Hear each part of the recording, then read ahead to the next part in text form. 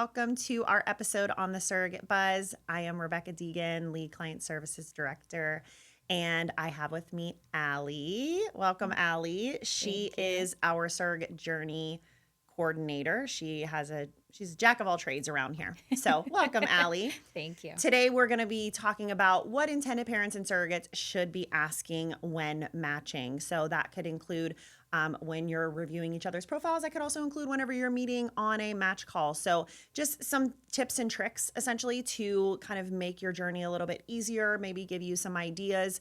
I feel like when surrogates and intended parents are meeting, they are always like nervous getting on like a match call, like, well, what should I be asking? You know, or there are certain questions that I'm supposed to ask. And, you know, every match is a little bit different. So I think just us providing you with maybe some questions that might, you know, help make your match call or your match a little bit easier. So something that kind of sticks out to me whenever I'm just matching intended parents and surrogates in general is obviously if you're reviewing each other's profiles, there's going to be a lot of information listed on there. So if you haven't looked at a profile yet, obviously this will make more sense once you see that. But there are going to be some things maybe that are left out. So I always tell intended parents, if there's anything extra that you want to know about them and surrogates, I shouldn't just preface intended parents, but just ask me, because obviously in the early matching where you're reviewing profiles, I don't ever want you to look at a profile, maybe deny or, you know, maybe pass on a surrogate because there might not be something else that's extra. And I never want you to get to a match call and be like, oh my gosh, this is really important to us, but we never asked. And then, you know, be let down when on that match call that maybe somebody doesn't answer the correct way that you would want them to. Yeah. So I think just asking questions up front, maybe not a specific question, but asking questions up front that are important to you and your journey are important, so that when we get to the match call and we ask these questions we're going to tell you about today, that, you know, it just helps make that call a little bit easier and flows better for you. Yeah, I agree. Yeah. So some of them that I personally ask, like the first thing would be the embryo quality as a surrogate, because you don't want to go into a match and have no idea what their quality of embryos are or how many they have. How many? Yeah, their number. That's a big thing. You know, you want to know like if they have 1 or 3 or 6. And I think that's a big thing that some surrogates forget because they're so focused on sometimes just getting to know the intended parents that you got to remind yourself, hey, ask these questions if it's important to you. It's definitely important to me. Or just finding a match, right? You're waiting and then you it's like know. and you're waiting for a match and you're like, okay, yes, I'll match them, but you don't really, you know, ask the questions necessary. You're just so excited to match. Exactly. I mean, we've definitely seen a lot of miracles in this process and just doing surrogacy where even somebody who has 1 embryo, like they've gotten pregnant and they've been successful, you know? Yeah. But like you said, sometimes it's important to some surrogates and sometimes it's not. So, you know, I think if that's an important step for you, obviously in their profile, you'll see how many embryos they have, or maybe they're still creating embryos. Like it just depends on the situation. But and they should be able to give you that information. Yeah. Yeah. I think asking just how, if you're an intended parent, asking about how healthy somebody is, what's their healthy lifestyle? You know, do you cook at home? Yeah. You know, I think right now everybody is just so health conscious and like, oh my gosh, we don't want you to eat this during pregnancy or do this during pregnancy. And, you know, you get the list as a surrogate or a pregnant person, you get a list of things not to eat while you're pregnant from your doctor. But, you know, that list, if they've been pregnant before, they've seen it, you know, lots of times, but maybe as an intended parent, maybe you feel some type of way about a certain type of food, or maybe not having caffeine, or just something in particular. Maybe you want her to have vitamins or something like that. And I think just asking what somebody's lifestyles look like. Do you cook at home every night? Do you eat out every night? You know, I always try to help intended parents and say, you know, usually an 80-20 rule, I think just in general for everybody's life, right?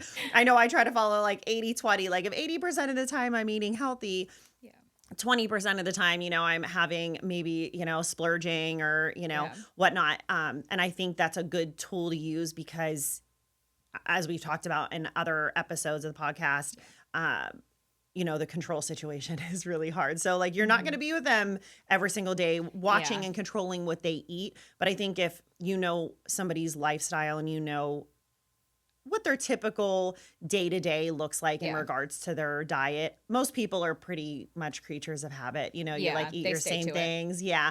Or, and on the surrogate side, just be open, like Allie and I, we both have kids that are Yeah. active and they're in sports. And I would be very honest with an intended parent and say, just so you know, my kids are active. We might be at the soccer field all day Saturday and all day Sunday. Yeah. So are we grabbing food on the go? Yes, we are. Yeah. I'm not going to lie to you about that. We are. We try to make healthy decisions. Yeah. But at the end of the day, we just don't have the means to like go home and cook a meal I because do a we're lot of gone crock for. pot.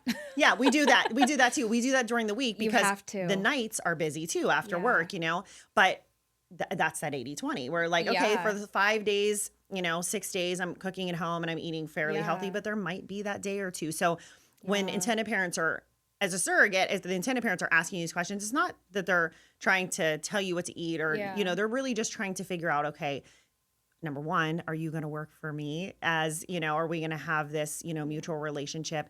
And what does your day-to-day look like? Because that might be important for them to know, or it might be a make or break. And again, And like, always be honest. yeah. And that's what I'm saying. Always be honest. Just tell them, like, be upfront. Like, if you do eat junk food or you eat out all the time and you are unhealthy, then maybe surrogacy isn't for you. But I would say right now with the world the way it is, like it's really expensive to eat out. It's expensive to eat in general. Yeah. So I think, more people are controlling their situation at home. Yeah. But I think, just thinking back on prior match calls, the healthy, lifestyle and, the food intake is pretty important to people. Most people it is. Yeah. I know personally I've done a match call where it was very important. Yeah. I got asked to eat off the Dirty Dozens list. Never in my life had heard of it. Now I know what it is. I knew all the foods. Yeah. I just didn't know what the list was called. But as a surrogate, I do think you need to be open and honest. Like if you have more than 2 kids, probably not the easiest to do. Yeah. And that's okay. It's not a big deal. But always be open to those intended parents. Let them know like, hey, that's not going to work just because of how active we are. Yeah. I know you and I both have active children. Yeah. It's very hard. The only reason I was able to do it was because we had already been eating all those foods. Yeah. So it was more of a, okay, Easy to I can add incorporate. these 2 other things that I Yeah. had never really ate before. Not a big deal. But to some surrogates, I go, whoa, what is that? Or maybe just a give and take, like, hey, Yeah. or maybe there's a food you don't like. Like I've had, surrogates tell me like, I will not Yeah. eat fish. So Yeah. like if somebody wants me to eat fish, then maybe I could take a fish oil. Like what is it that you want from that nutrient that like I could take without eating it? Yeah, in a pill form. Yeah, exactly. I mean, and the pill doesn't taste very good either, but it's Yeah. definitely better than eating a piece of fish if that's not something Yes. you prefer. I agree. But just there can be give and takes. There might be something on that list, or you just say, hey, listen, I really don't like broccoli, but I'm happy to eat all the other green vegetables Yeah. if that's what you want. Or maybe it's a smoothie, Yeah. So I feel like the surrogacy process It's is like a compromise. it is. It absolutely is a compromise. Yeah. And it's not just one side dictating Yeah. what they want. You It's give really and just take. coming together to, have a respectful ground Mm-hmm. and then move forward. Yeah. No, I agree. Yeah. Something else that's really big that we talk about multiple times a day is communication. Yes. What type of communication are you looking for? And that goes both ways. What type of communication is a surrogate looking for? What type of communication are the intended parents looking for? I will say most surrogates, just from me doing this for a long time, are very open. They're going to be probably more open to this than the intended parents, where the intended parents are usually the ones that kind of dictate that Yeah. level of communication.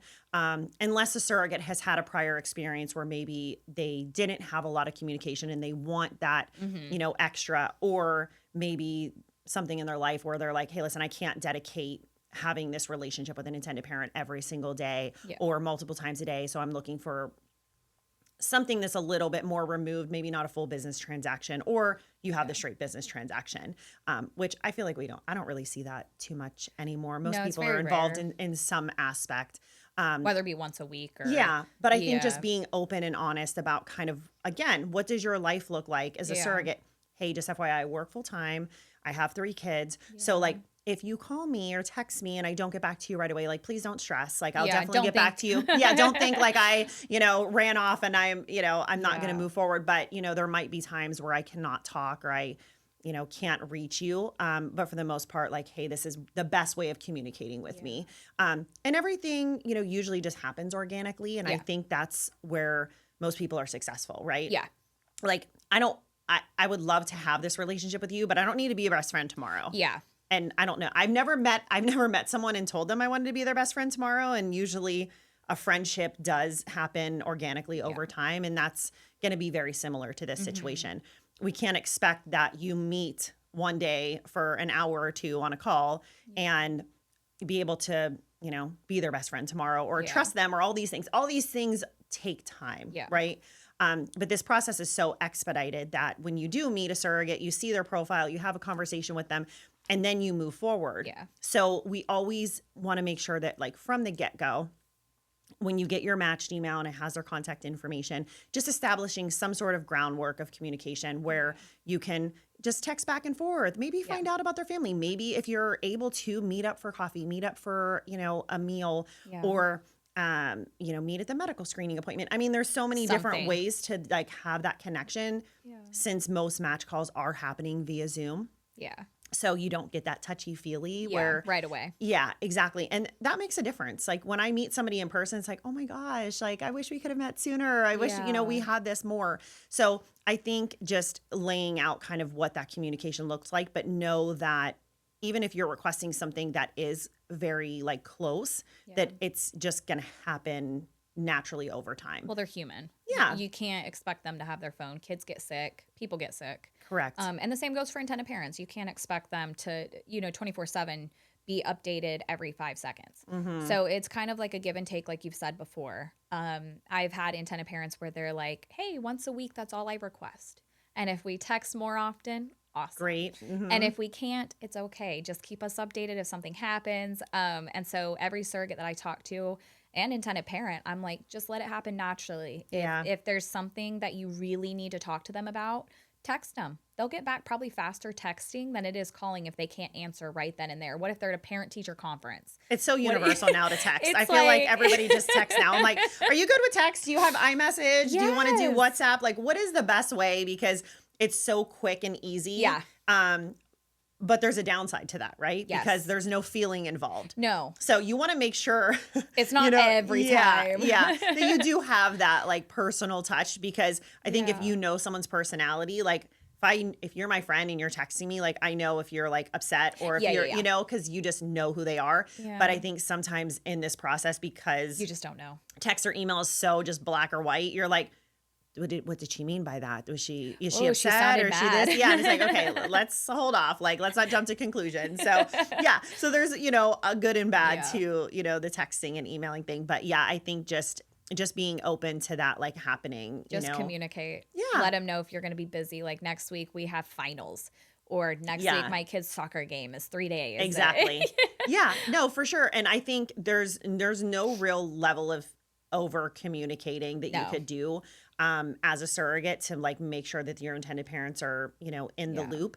And I think too, we talk about this on Match Call, but like, are you okay with me sending you pictures and videos, especially maybe you have an intended mom, there's like a sensitive situation there where, she's struggled and she's had, just lots of failures and you don't want to send her a message or send her a video and then her be sensitive to that or be like, I don't want to see that. Like it's kind of out of sight, out of mind. And then once baby's here, then obviously that situation will happen. So there's obviously different levels of communication. And I think getting to know each other and setting that groundwork right away is helpful. We also do the group psych session, which this will come up in as well. And that's really the whole reason for a group psych session, right? We're coming together as a group and how do we successfully move forward with our match and be respectful of each other. We don't have to be best friends.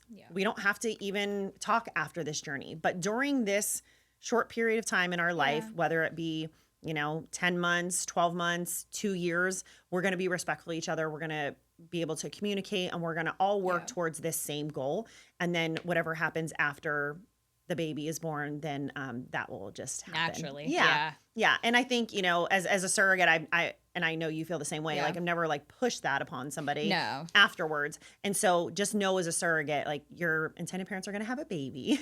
It's new to them half the time. Yeah, most of the time it is new. And if you could just go back and picture yourself as a first-time parent and remember how incredibly tiring and busy and hard it was. And, you know, you were, you know, you probably talked to your, you know, parents or whoever your like support people were, but it probably wasn't as often as you did before you had a baby. No, I think mine was like once or twice and I was like, what do I do? Yeah. Or they call and you be like, I can't talk right now. Like I'm so feeding tired. the baby, or like I can't even hold my eyeballs open. So just be aware that like, you know, even if your intended parents say that they want to have a relationship with you after, I think just give them that time. Yeah. I always tell them like, listen, don't be sorry for not contacting me. Like you have a baby. Have that bonding time. And then if you want to contact me later, that's what I always say. Yeah. I'm like, take the 6-8 weeks that you need to bond and just message me whenever you can if you need anything. Yeah. Or I would send a message and be like, hey, just checking on you. I hope all is going well. Yeah. Like,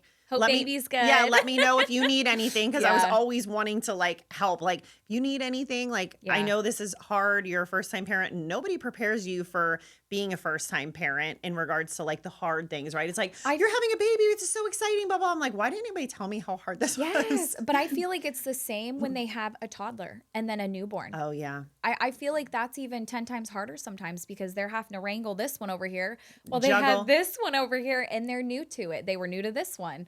And I noticed that's probably one of the hardest things too in the new parent having a toddler and a baby. Especially if they're both in diapers. Exactly. Trying to like, you know, when they're that 2 years apart, they're trying to get into their groove and their system. And especially the parents that come in from out of like overseas. Yeah. It's hard. They're trying to adjust. Like, don't think that they don't care about you or want to talk to you. It's just they are learning this all over again. Yep. But double.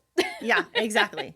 And so it kind of goes both ways, right? Like in the beginning, the intended parents might want to know all these things, but the surrogate is busy with her family, and then afterwards. So again, give and take.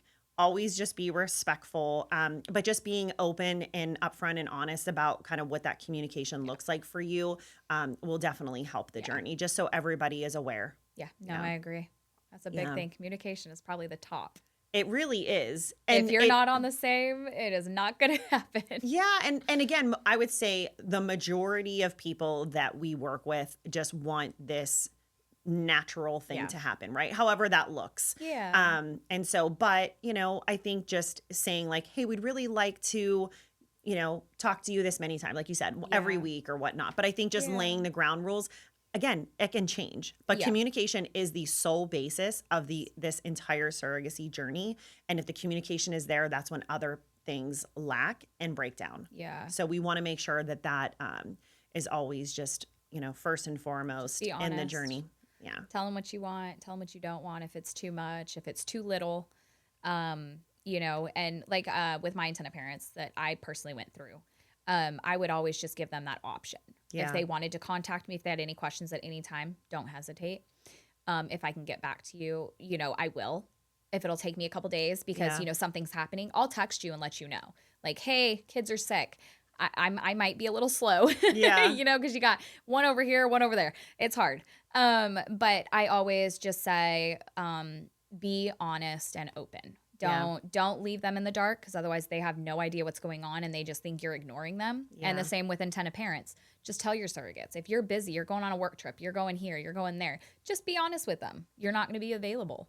Well, to me, like I will say there have been times where I'm like super busy and I like hit a text, but I never respond to it. And then I'm like, oh my gosh, I totally never responded to you. I'm so sorry. It's like so unlike me. Yeah. But I feel like because text is so easy, they're like, people are never really unreachable. Yeah.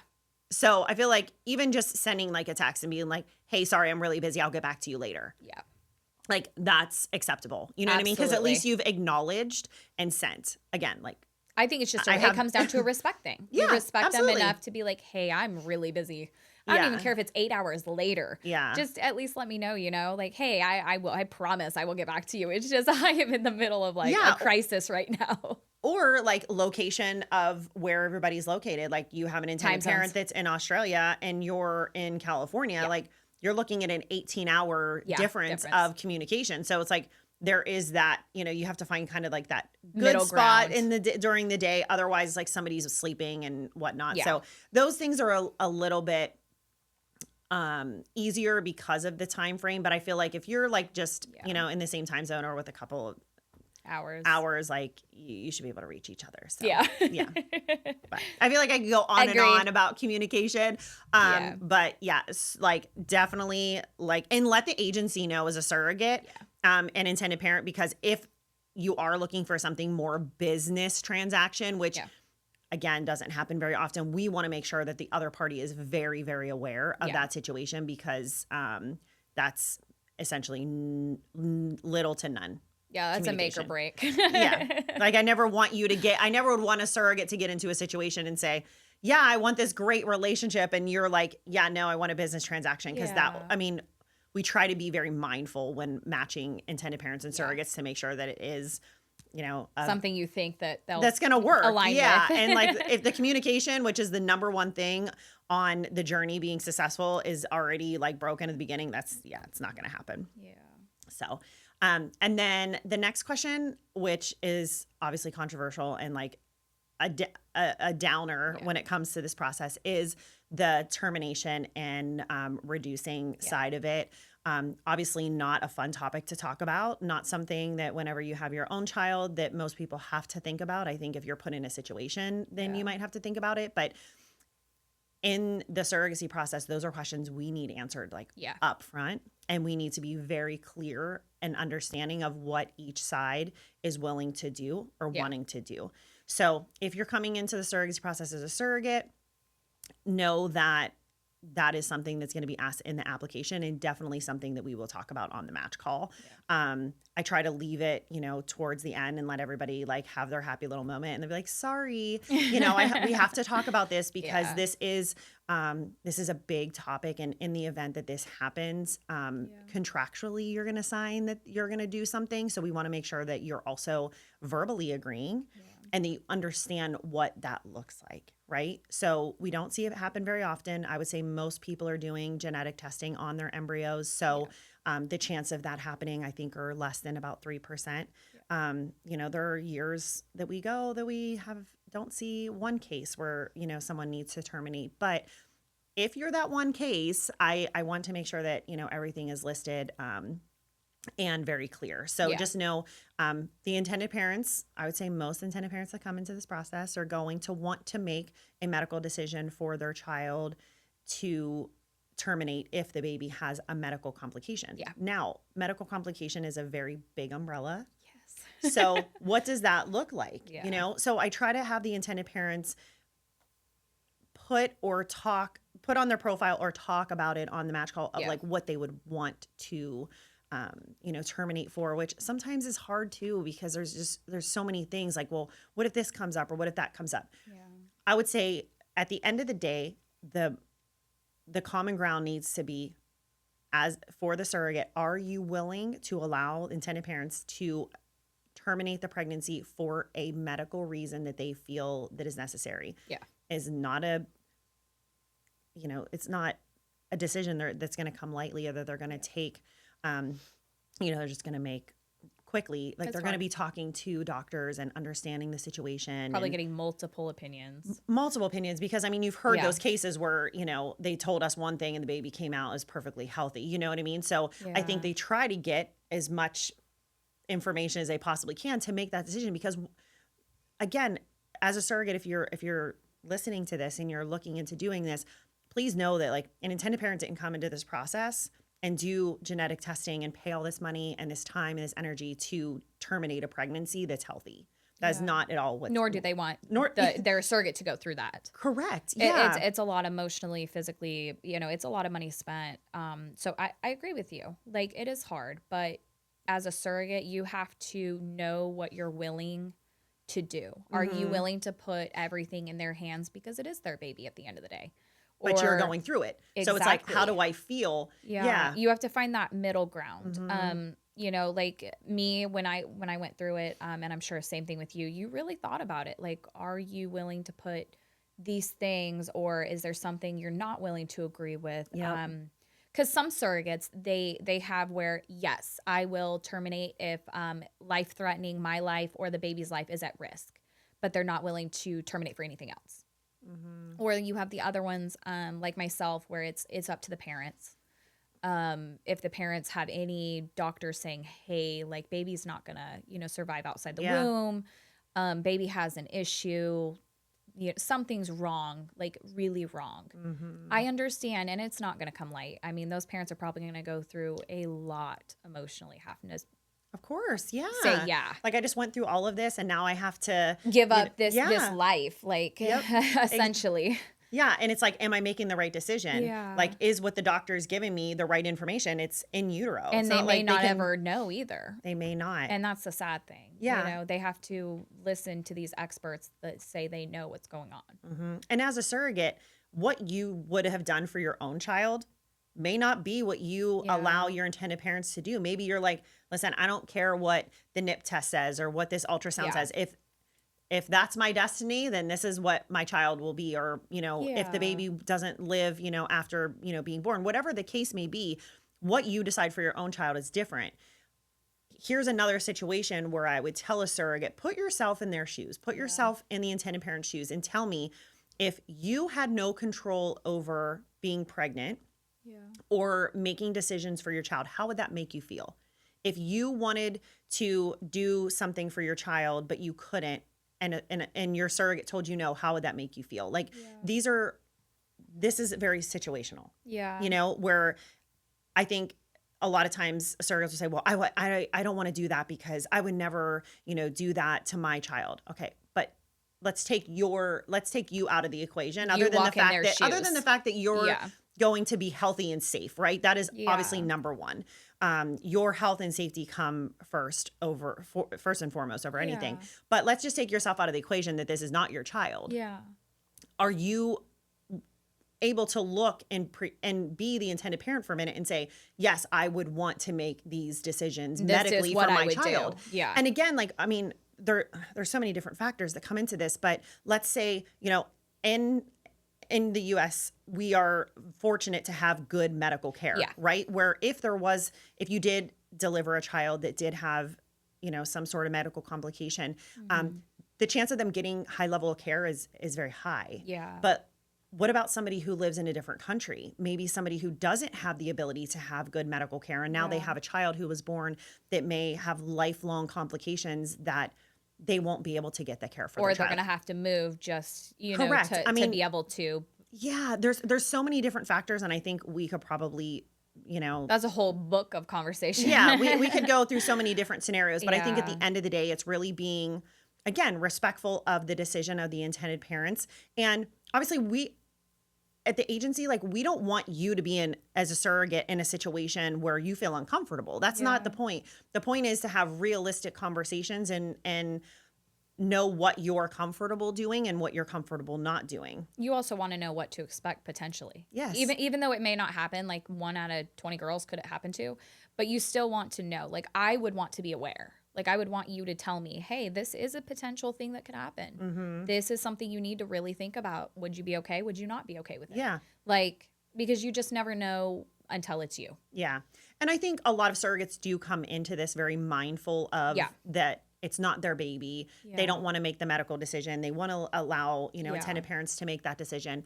And then we have surrogates who are just not willing, right? Yeah. And we obviously save those for specific clients who also feel the same way. Yeah. But again, it's a very, high level question, and it is listed in your contract. So if we didn't talk about these things and you saw your contract and you're like, what is this? I'm so scared, like, I don't, Now we never talked about this. And I think Yeah. as an agency, we have a duty to make sure that women are educated coming into this process on the potential risks and things that could come up, because this is not your child. This is not, you're pregnant and, you're controlling a lot of that situation, but the intended parents, this is their They life. have that. Yeah. So, they have to deal with it for after. Yeah. correct. Yeah. And again, like, you're putting your body through that, and it will be hard. That will be a hard decision if it comes down to it. And it's obviously going to be hard for your intended parents. And I think that in the event that happened, you guys could rally together and really be support for each other. obviously we have, the ability to get you in touch with a psychologist, things like that. So obviously we have the means to support you and to be able to help you make these decisions. But really just doing your research and understanding what comes into this process, because that is a very big piece that will be talked about throughout the matching process. Yeah, I agree. Yeah. Any other questions you can think of that are kind of important? Major ones. Yeah. I think we talked about like most of the basic larger items that they really need to be aware of. But I guess something small that's not really that big, but it would just be something that a surrogate or an intended parent are very adamant on, whether that be lifestyle, like we talked about, where they live, the area, how active they are, just certain things. You just got to do like a list if you want to, and just pick and choose which ones are most important. Yep. And make sure you bring those up on that match call. If you want to know how many animals they have, what kind of animals they have, who takes care of the cat litter, who does, because when you're pregnant, you don't want to do that. So you want to make sure. Yeah, well, you shouldn't. Yeah, absolutely. It's like a no-no. But you always want to make sure you know those things going forward, just in case. Like, what if it is just a one person and, their kids are too small to do it? So you just want to know, like, do you have somebody that's able to? Yeah, like the whole story. Like, I just want to know what you're, and as a surrogate, being open to that and not feeling like they're just prying into your life, you know, again, put yourself in their shoes and trying to trust somebody who is about to carry your baby. Who's carrying your most prized possession, and you don't live with them and you don't know what they do on a day to day. And again, you're meeting them so few times before meeting and them carrying your child that it's like, okay, now are they making the right decisions? And as an intended parent, my baby okay? And just my personality in general, I mean, I can envision how stressful and it can be. Yeah. And just the anxiety that goes along with that. Like, oh my goodness, are they making the right decisions? Are they doing the right thing?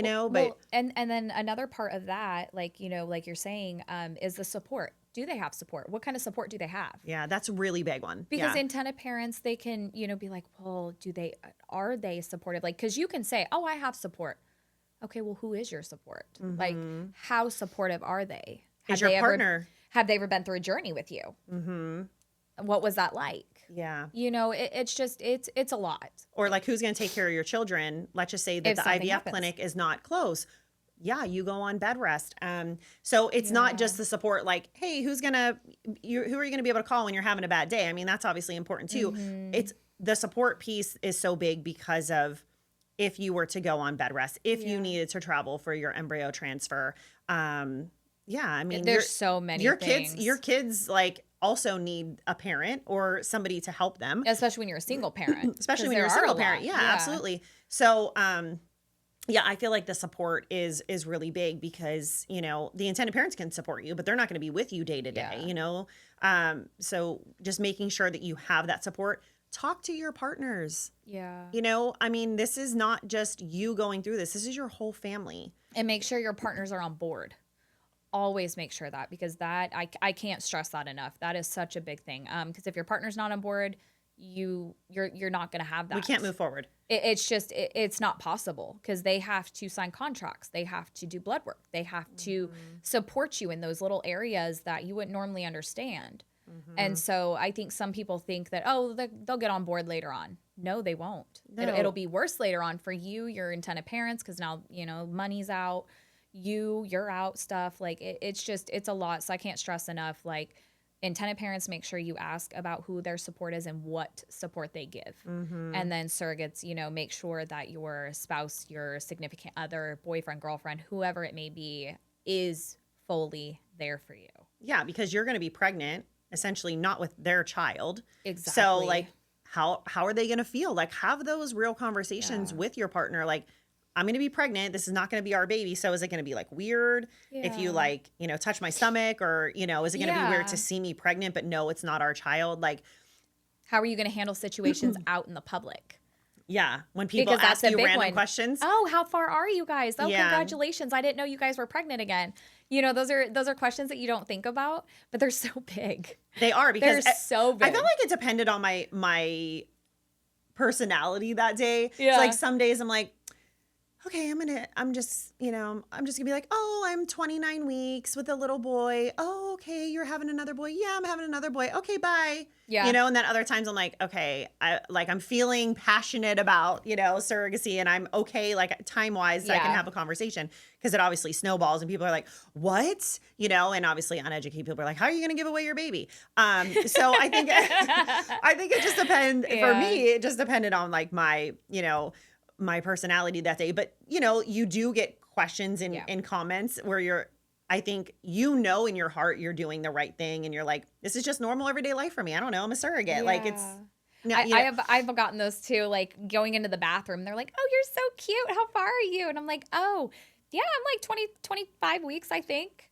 And they're like, "Oh, that's so cool." And I'm like, "Yeah, I'm a surrogate, so it's not my baby, but it is my baby inside the baby, you know?" yeah, And they just laugh about it. And some of them are great. And they're like, "Wow, that is so precious of you." It's mostly the old yeah, ladies. yeah, And then you have the few that are going, "What? So is it your baby and you're just giving it away?" yeah, Because they don't understand that, IVF is a thing and you can have an egg donor or the intended moms. Like yep, it's so crazy. And then when they really sit down and, I don't explain it half the time. I'm like, yep, I'm a surrogate. I hope you have a great day. yeah, And then the other ones, I sit there and I'll explain it to them, like you said. Like I'll go into detail and let them yeah, know if I have the time. But yeah, yeah. I know. And it's something you don't think about, like, as a surrogate. yeah, But just making sure that you have support.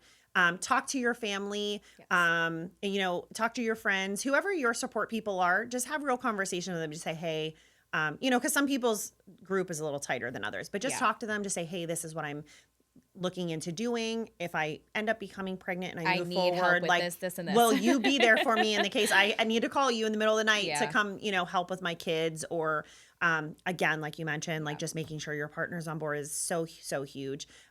Yeah. And I just think, just to go back to the whole moral of the story, is just be very upfront and yeah, honest about what you want in this journey, whether you're an intended parent or whether you're a surrogate. Just laying those things out and understanding what you want. And maybe you don't have anything. Maybe you're just open, and that's okay too. yeah, But I think if you sit down with your partner, just sit down when you think about this journey as a whole. What are some things that I would really like to have? yeah, Or these are my, make or break, where we'll get that set up beforehand before your match happens. yeah, And just lay it out. yeah, Because again, we our whole job here is to get you matched and have a successful journey. That is number one. yeah, And however we need to do that, whatever questions we need to ask, as a surrogate, you're coming in here with, like, you're about to get a lot of questions asked to you. So again, don't take offense to, anything that might be getting asked, but just know that, like, your